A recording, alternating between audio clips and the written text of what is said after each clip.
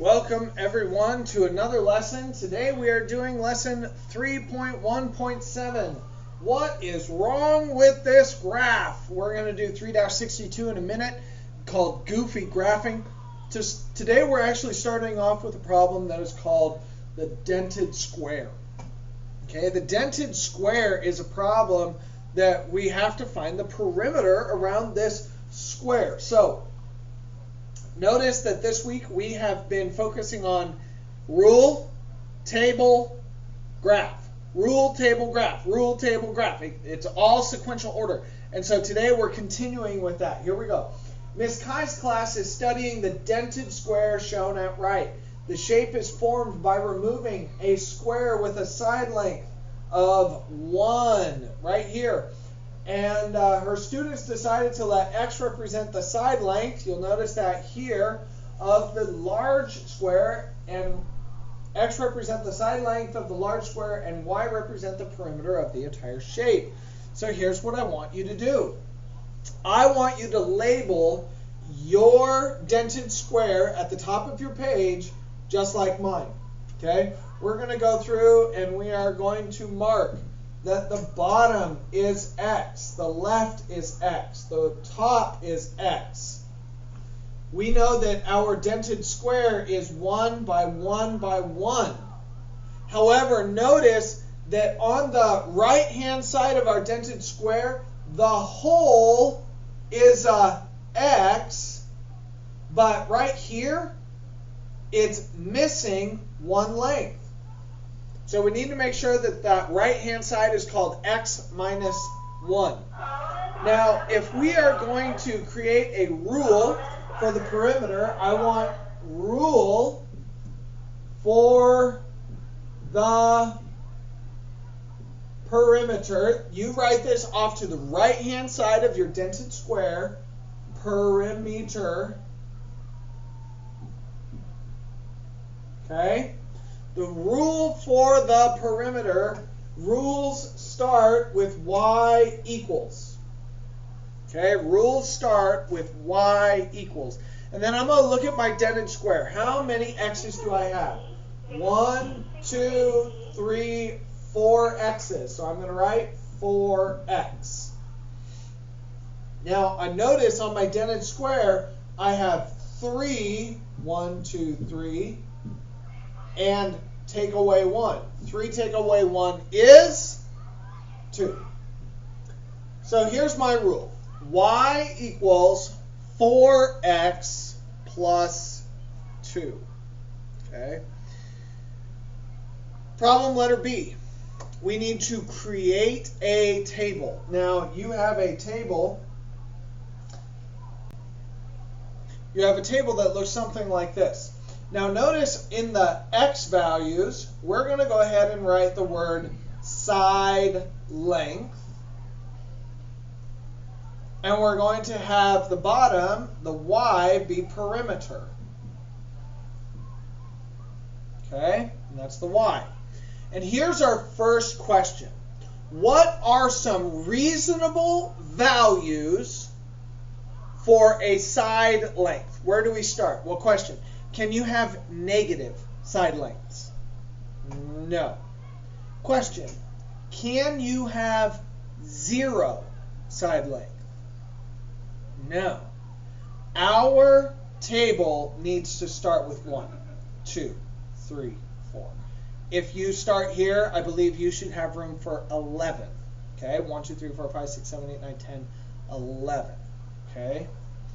Now, just like in class, when we have a rule and we go to a table, our thinking is this.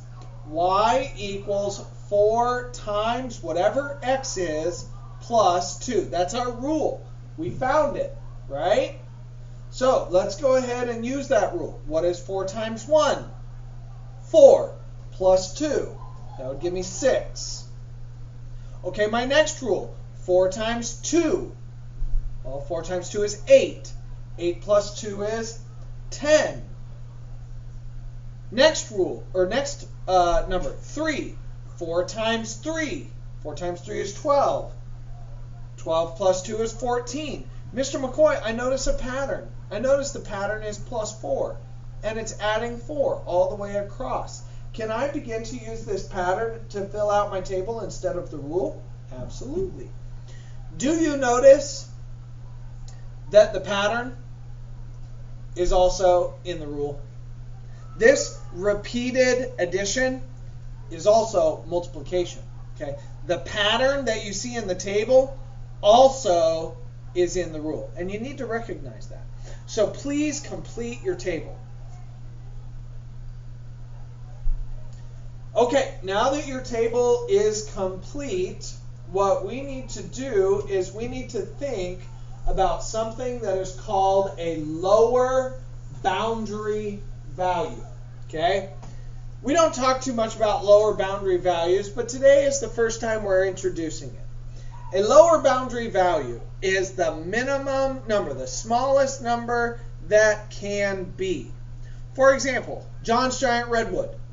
John bought his tree when it was 5 feet tall, but can a tree be less than 5? Sure. I've got little acorns every year that turn into little tiny trees like this big. The lower boundary value is 0 because as soon as they pop out of the ground, they have height, right? John's giant redwood, the lower boundary value is 0. That's why it's a 1-quadrant graph, because we start at 0, 0. The big C, same thing. Right? You can have figure 0, you can have 0 tiles, you can't have negative tiles. Today we're talking about a lower boundary value for the big C. Okay? Now I'm going to go ahead and create a couple of these, and we're going to talk about how big, how small can I make these. Okay? Now notice I have a 4 by 4, and that's 4 times 4 is 16. 16 take away 1 is 15 tiles. Notice I have a 3 by 3. 3 times 3 is 9. 9 take away 1 is 8 tiles. Now, what if I took that 3 by 3 and I made it smaller to be a 2 by 2? Notice this 2 by 2 is 4. Take away 1 tile, and I'm left with 3 tiles on the inside. Okay, what if I made this even smaller? What if instead of a 2 by 2, what if I took this tile and made it a 1.5 by 1.5? Does it still look like the dented square? Well, it's starting to look like the little C. Okay, but this still works. This is a 1.5 side length. It still works. Okay, one more. What if I take this dented square and I shrink it all the way down to like a 1.1 by a 1.1? Does it still look like the dented square? Not really. It looks like the little C, but it's still there. This is with a side length of 1.1. That's 1 and a little. It's still there. Why are you doing this, Mr. McCoy? Well, I want to bring up 1. Tell me, if I created one square that has a side length of 1 by 1, and then I took one square away, what are you left with?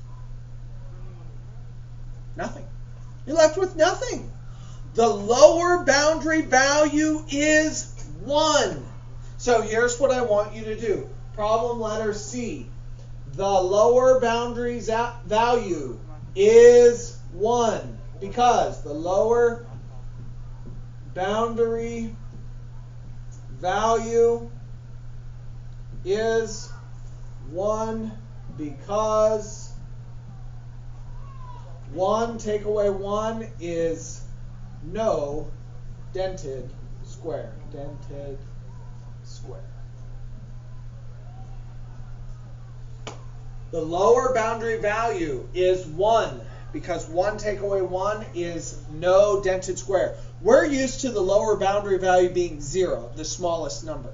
In this graph today, it's 1. We still have our 1 quadrant graph that starts at 1, but we're going to actually start our graph at 1,6. We'll write about that in a minute. Now, if we recall back to 7th grade math, 7th grade math, you learned about inequalities because, see, In this problem, letter D, you need to make this number line.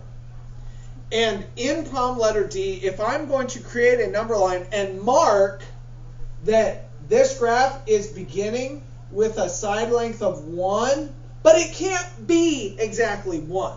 I'm going to draw an open circle. Please, on your number line, draw an open circle above the number 1.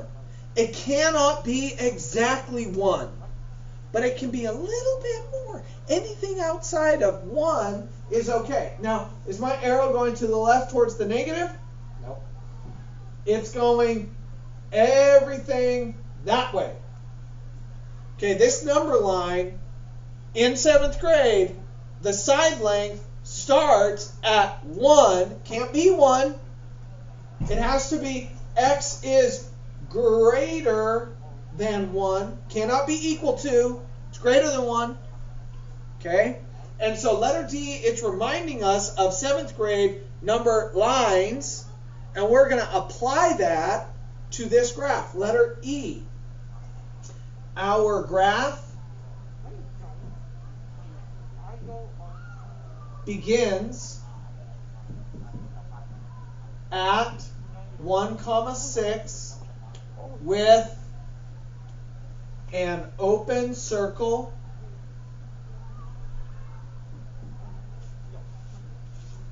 and is, question, is this a continuous graph or a discrete graph?